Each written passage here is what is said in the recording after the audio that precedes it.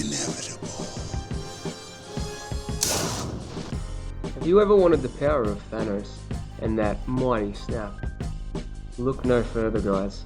The Thanos snap has come to Typhlo and 3ds Max. I will now run you through how to possess this power. Here we go.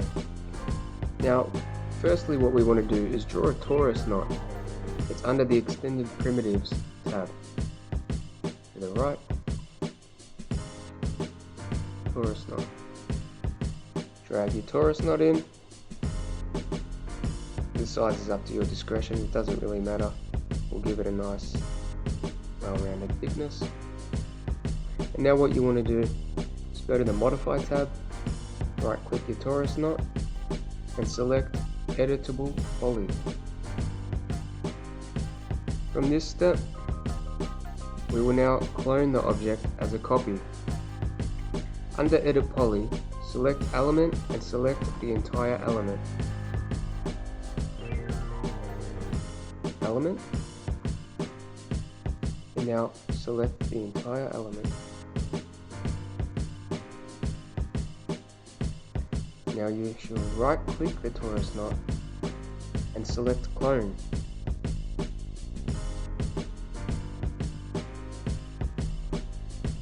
We have the three options here: copy, instance, and reference. What we want to do is select copy. Here you can nickname it or copy, whatever you like, and select OK. As we move on, we will edit the clone's color just so we can differentiate it. Select the material editor at the top of the tab with your copy selected, obviously, and I've got a pre-selected ambient in here. All you have to do is select one of these and change the color here to your desired color. So we'll go blue for the copy. Okay. Assign material to selection. You should get that result. Our next step is to extrude the clone. So what you want to do is click on the drop down bar from Editable Poly, select Polygon, and down here we can see the Extrude tab. Select the settings for Extrude, select the entire polygon, and dragging right to left. Next, what you'd like to do is select Local Normal and 2 inches of extrusion. Tick. Now we want to delete the original clone. So what you can do is hide the one we just made, the shell Thanos. Select the torus copy, which is what we want to delete, and go ahead and delete that. You can now unhide the Thanos copy, and we will move forward with the procedure. Now the fun begins. We can add a Typhlo. So if we go under Standard Primitives, which is up here, you can access Typhlo and draw it wherever you like, just place it. Doesn't matter the size or anything as long as it's there. Now if you go to the Modifying tab, under Typhlo we can see Open Editor, and this is where all the magic happens. In the Open Editor, what we want to do is select the birth objects, drag it in, and next we want to pick. Now what we want to do is pick the object, which in our case is the yellow Thanos. Select that, it should come up here, and that is now successfully picked.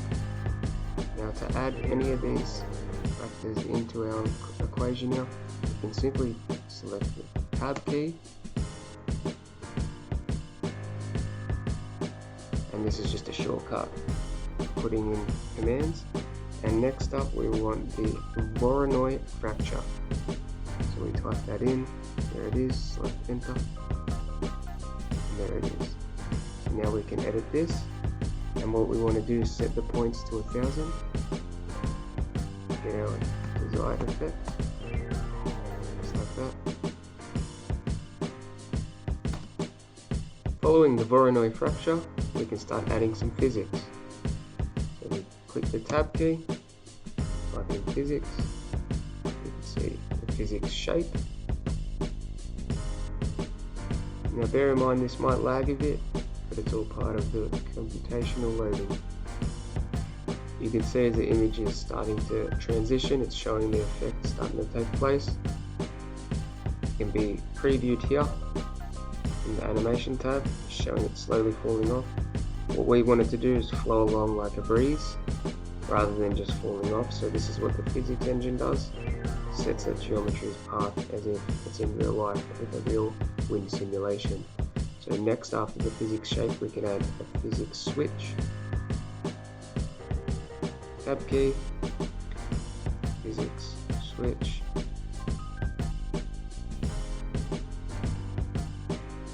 There it is. And we can edit from deactivate to kinematic. But next result, what we want is the time it takes for the shell to crumble off. So we can manipulate that by the tab key, time test, and we'll set the values to 50 for the value and variation.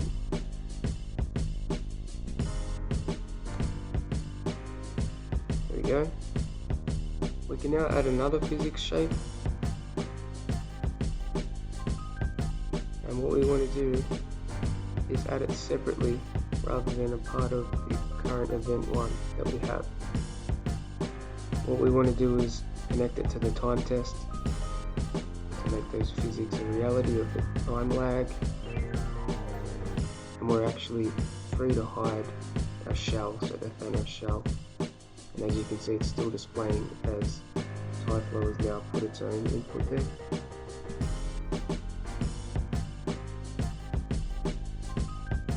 Now what you want to do is add a physics collision.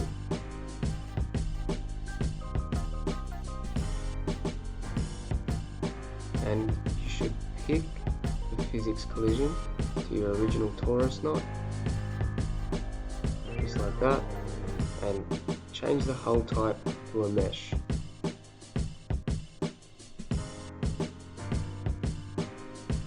Now to play your animation, select the play icon at the bottom right, and we'll see if the magic has come to fruition.